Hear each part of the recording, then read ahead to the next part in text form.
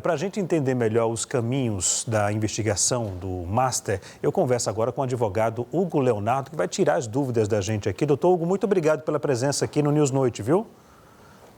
Perdão, não era para poder voltar aqui para o telão. Boa noite, doutor. Boa noite, Leandro. Doutor Hugo, esse inquérito do Banco Master deveria ocorrer na primeira instância, na avaliação do senhor? Olha, Leandro, essa é uma avaliação bastante técnica que deve ser feita no seguinte sentido.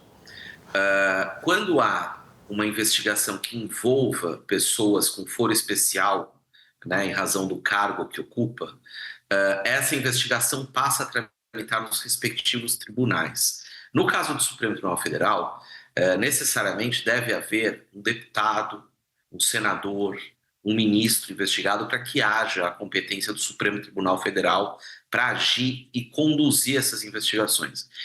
Outra coisa que é importante ser dita é o seguinte: como é que isso funciona? A investigação estava em primeiro grau e depois foi toda remetida para o Supremo Tribunal Federal, na medida em que, pelo que nós temos conhecimento da imprensa, houve a menção de um parlamentar que teria feito algum tipo de negócio envolvendo esse caso. O juízo de primeiro grau enviou essa investigação para o Supremo Tribunal Federal. Isso está correto, tá? Chegando ao Supremo Tribunal Federal, houve um sorteio para uma relatoria, que também está correto. Isso foi sorteado ao ministro Dias Toffoli. Agora, nós não podemos entender, no caso concreto, se está certo ou equivocado a permanência, ou está certo ou não a permanência do caso no Supremo Tribunal Federal, uma vez que nós não temos acesso aos autos, né? Esse inquérito está tramitando sob segredo de justiça.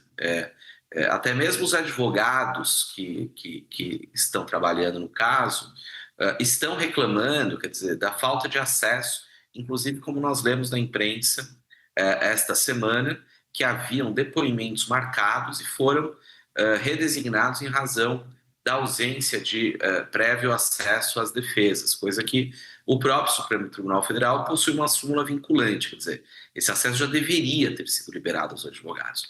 Então é basicamente isso, quer dizer, a partir do momento em que existe uma autoridade com prerrogativa de foro, este caso deve sim permanecer no Supremo Tribunal Federal. Mas nós não podemos saber e nem responder essa pergunta porque nós não temos acesso aos autos. Esta é uma realidade. Doutor Hugo, vamos supor que a investigação por parte da Polícia Federal foi finalizada. O próprio ministro disse na nota mais cedo que após as investigações ele iria decidir se poderia encaminhar o caso, o inquérito, para a primeira instância. Indo para a primeira instância, na primeira instância, haverá uma nova investigação? Sim, né? Olha, eu considero que essa informação de que a investigação vai transcorrer no Supremo Tribunal Federal para depois se avaliar se deve ser enviado ou não à primeira instância, eu considero isso um equívoco, né?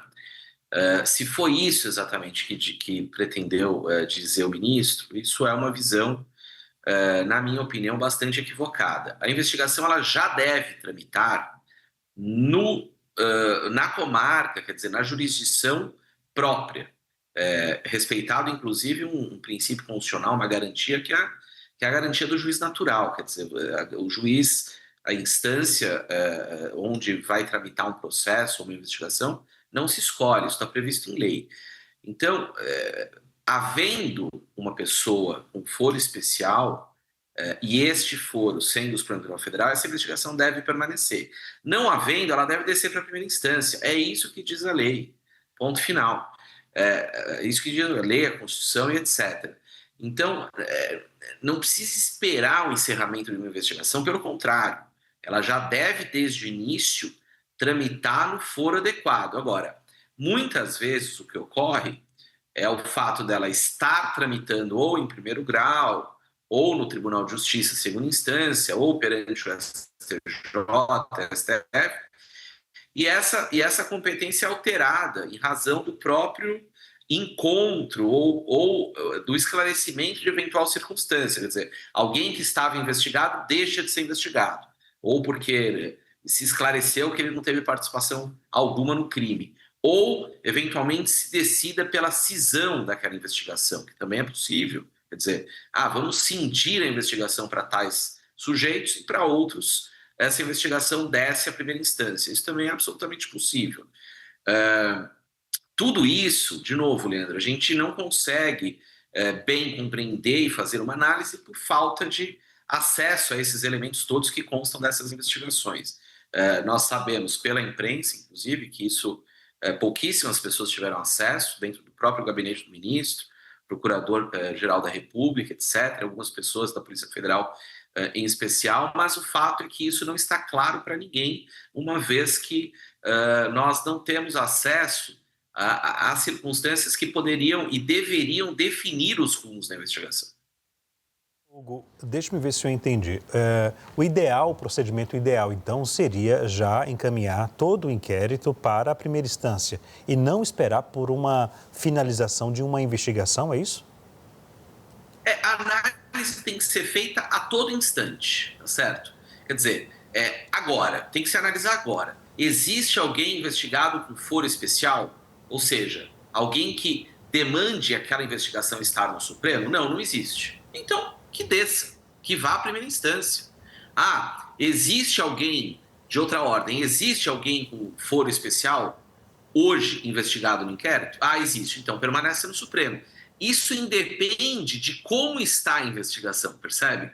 É menos importante se ela está no início, no meio, no final, para que haja o deslocamento da competência. E muito relevante, praticamente determinante, eu diria, se há ou não alguém com foro especial. Por exemplo, eu vou dar um exemplo concreto. Houve a citação do governador Ibanez. O governador será investigado? Se ele está investigado, já não é de primeira instância a competência. A competência da STJ, Superior Tribunal de Justiça. Então, há essas possibilidades de, inclusive, os autos não permanecerem no Supremo Tribunal Federal, mas irem para o STJ, entende? Irem para o Superior Tribunal de Justiça.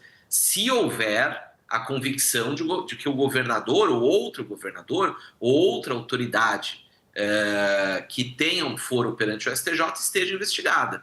Então, o fato, e respondendo objetivamente a sua pergunta, essa análise ela deve ser feita a todo momento e não depender do desenrolar da investigação para que essa decisão seja tomada. Agora, doutor Hugo, eu conversei com o ministro aposentado, o Marco Aurélio Mello, e ele me disse que na década de 90, quando havia um caso parecido como esse, no sentido de haver uma pessoa com foro privilegiado, um parlamentar, né, haveria o desmembramento do inquérito. Aquele trecho ali era trabalhado, era investigado, era tratado pelo Supremo Tribunal Federal, mas outras pessoas citadas no inquérito corriam para a instância inferior, instância de primeira instância, por exemplo. Sim. Isso depende muito do ministro, depende muito do relator, ou é o procedimento ideal? Porque uma pessoa que não tem foro privilegiado deve ser analisada, deve ser investigada pelo Supremo Tribunal Federal, ou o que depende aí é o tipo de investigação? Qual é o grau de investigação? No caso, esse do Banco Master, esse caso tem que estar no Supremo Tribunal Federal?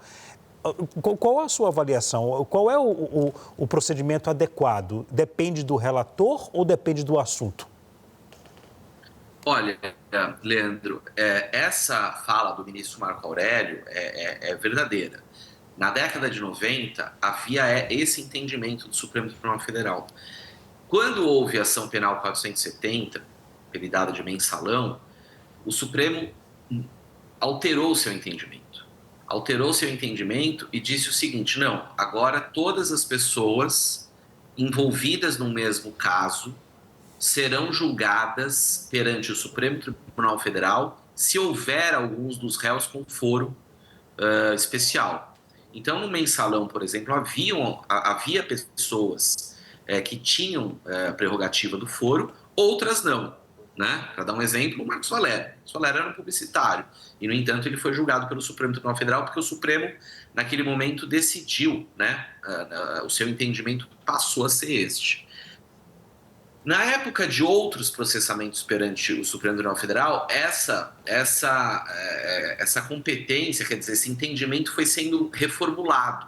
Se a gente pegar, por exemplo, os casos envolvendo a Operação Lava Jato, houve diversos desmembramentos, quer dizer, Alguns ficavam no Supremo e outros, ligados ao mesmo processamento, desciam à primeira instância, né?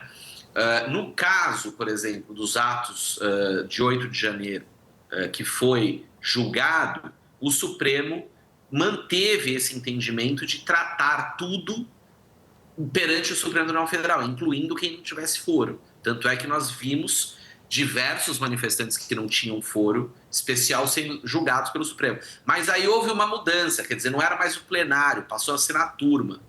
Então a lei, Leandro, traz alguns critérios que não são tão objetivos em relação a isso. O que vai determinar essa relação de ficar no processo ou cindido são normas processuais penais, por exemplo, normas de conexão, de continência. Quer dizer, se a prova demanda uma análise unificada para um acusado e para outro, o ideal é que o processo fique reunido. Se essa prova não necessariamente é una em relação a esses investigados ou a esses réus, ele pode ser cindido. Então, para tentar responder uma pergunta complexa como essa, depende muito do caso concreto. Não há uma norma que determine se o caso será ou não será desmembrado. Mas a análise caso a caso é que vai trazer essa resposta. Ok. Doutor Hugo Leonardo, muito obrigado, pela presença aqui no SBT News. Uma boa noite e até a próxima.